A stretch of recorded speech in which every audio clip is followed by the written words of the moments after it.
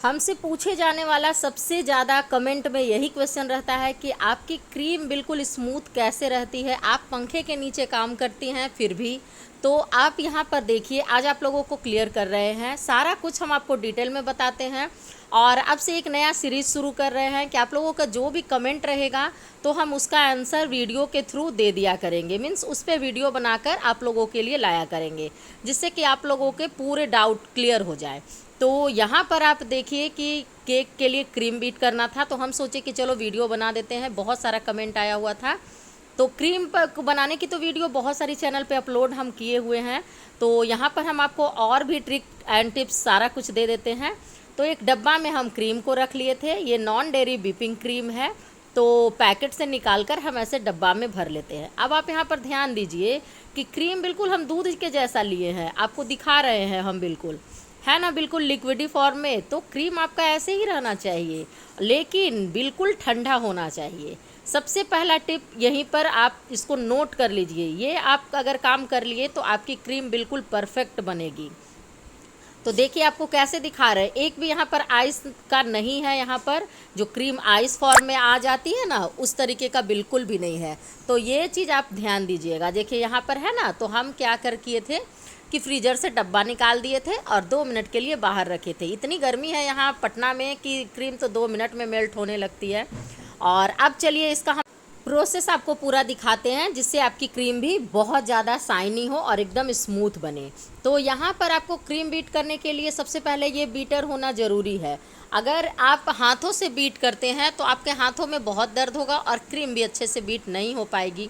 दूसरी बात यहाँ पर देखिए, हम कोई भी आइस क्रिस्टल, आप हमेशा मेरी जब भी वीडियो देखते होंगे तो आपने देखा होगा कि हम कोई भी आइस क्रिस्टल रखते हैं, डायरेक्ट बर्तन में निकालते हैं, चाहे वो 2 कप क्रीम हो या 4 कप क्रीम हो, और डायरेक्ट हम बीट करना शुरू करते हैं। तो ये जो क्रीम है आपके पास, यहाँ पर हम सनविप का क्रीम यूज कर रहे हैं। आप स्टार विप, ट्रोपोलाइट, कोई भी आप क्रीम यूज कीजिए, कोई भी प्रॉब्लम नहीं होने वाला है। बस आपको ध्यान क्या देना है कि क्रीम प्रॉपर बीट होनी चाहिए, मीन्स टाइम से।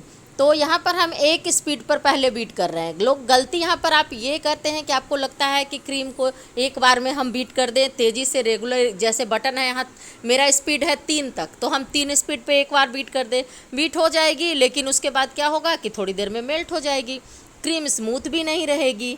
तो केक पे जब काम करना हो तो आपका ये जो क्रीम है ये परफेक्ट बीट होना चाहिए। और देखिए हम यहाँ पे पूरा घुमा के बीट कर रहे हैं। तो हम यहाँ पे 1 कप ही क्रीम लिए हैं, 1 कप क्रीम लिए हैं, क्योंकि हमें 1 पाउंड का केक बनाना था। और लगभग यहाँ पे हम 4 मिनट, 3 से 4 मिनट हम इसे बीट किए हैं। तो देखिए यहाँ पर क्या हो जा रहा है, पूरा केक का वॉल्यूम, ये केक का नहीं, क्रीम का थोड़ा सा देखिएगा वॉल्यूम बढ़ गया।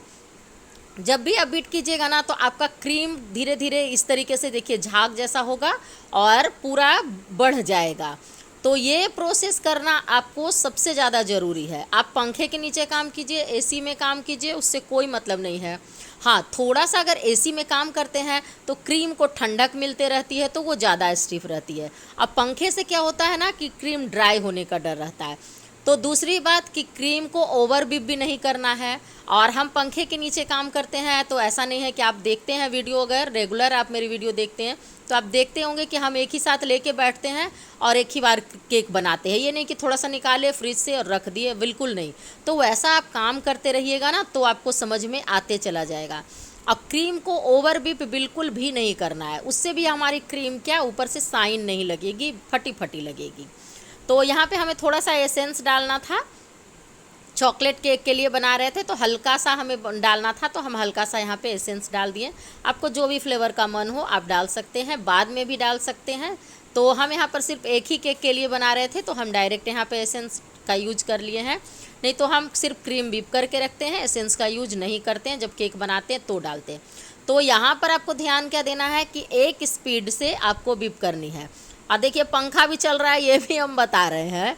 तो गर्मी इतनी है तो पंखा के नीचे तो काम करना है ही, नहीं तो फिर गर्मी से ही हालत ख़राब हो जाएगी। तो इस देख रहे थे कि कितना अच्छा महक रहा है, तो बहुत अच्छा स्मेल आ रहा था क्रीम से, चॉकलेट एसेंस डाले थे। तो अब यहाँ पर आपको ध्यान देना है कि जब आप 2 से 3 मिनट, मीन्स 3 से 4 मिनट आप एक स्पीड पे बीट कर लीजिए, उसके बाद आपको 2 स्पीड पे बीट करना है। तो देखिएगा कि आपका जो क्रीम है ना पहले से ज़्यादा बढ़ गया है। 1 कप क्रीम बिल्कुल ये इसी बर्तन में ज़्यादातर आप कोशिश कीजिए कि स्टील के बर्तन में कीजिए, क्योंकि स्टील के बर्तन में ठंडक बहुत देर तक रहती है। और अगर ज़्यादा, उससे भी ज़्यादा अगर आपकी क्रीम लगता है, लगे आपको कि थोड़ी पतली हो रही है, तो आप क्या कीजिए ना कि फ्रिज में रख दीजिए बर्तन को, जिस बर्तन में आपको बीप करना। ये सारा आपको छोटा छोटा आइडिया बता रहे हैं, वैसे इसका कोई ज़रूरत नहीं होगा। अगर क्रीम आपकी बिल्कुल चिल रही, बिल्कुल ठंडी रही, तो आपका क्रीम परफेक्ट बीट होगा। अब देखिए यहाँ पर हम 2 स्पीड से 3 स्पीड पर भी हम आ गए हैं। बात करते करते यहाँ पर स्पीड को हम बढ़ाते भी जा रहे थे। आप हाथों को देखे होंगे ऊपर से, और चारों तरफ से आपको घुमाते हुए इस तरह से बीप करना है। ज़्यादा टाइम नहीं लगता है। ये मेरा बहुत पुराना बीटर है, तो थोड़ा टाइम इससे लगता है, और ये मेरा 300 वाट का ही बीटर है। तो अब अगर आप ख़रीदिए तो आप इससे ज़्यादा का ख़रीदिए। ये हम पहले का ख़रीदे हुए हैं, इसलिए ये कम का है। तो देखिए, आपको यहाँ पर चेक करना होगा कि आपकी क्रीम परफेक्ट बीट हुई कि नहीं। जब आप इसे बीट कर लीजिएगा ना, तो आपको देखना है कि जब आप ऐसे बर्तन में डालिएगा, तो जिस तरह से आप बर्तन में डालिएगा और ऊपर से कोई भी चीज़ से उठाइएगा, तो बिल्कुल एकदम नुकीला तरह का ऐसे ही निकल के आ जाएगा। जैसे आप उसे मोड़िएगा वैसे मुड़ जाए। तो ये नहीं है कि सिर्फ आपको बर्तन को उलट कर देखना है, उलट पुलट कर भी देखना है। क्रीम बीप हो जाएगी ना, तो वो बर्तन से हिले डुलेगी ही नहीं। तो यहाँ पर देखिए, हम आपको दिखा दिए। और दूसरा क्या दिखा रहे हैं कि जो बीटर में क्रीम बहुत ज़्यादा लग जाती है ना, तो उसे एक झटके से इस तरीके से आप अगर निकाल लीजिएगा, तो देखिए आपका बीटर में क्रीम नहीं लगा रहेगा। ये भी एक टेक्निक है, तो ये आप जब काम करते रहिएगा ना, तभी आप सीखिएगा। तो आपको हम बढ़िया से बता दिए हैं। क्रीम बीट करने के लिए 5 मिनट लगा। 5 मिनट में मेरा 1 कप भर के बीपिंग क्रीम से हम अच्छे से परफेक्ट बीट कर लिए। और देखिए, आपको दिखा रहे हैं कि क्रीम कितनी स्मूथ है, फटी फटी बिल्कुल भी नहीं लगेगी। आपका ये परफेक्ट क्रीम बीट होने का बिल्कुल एकदम निशानी है। आपको ऐसे, आपको चम्मच से निकाल के इस तरह से देखना होगा, और इस तरीके से आप देखिए तो आपकी क्रीम पता चल जाएगी। कि ऐसे रहा ना, तो आपको बबल की तरह बहुत दिखेगा, तो समझिए आपकी क्रीम अच्छे से बीट नहीं हुई है। लेकिन देखिए मेरी क्रीम कितनी सॉफ्ट और कितनी स्टिफ है, बीट हुई है।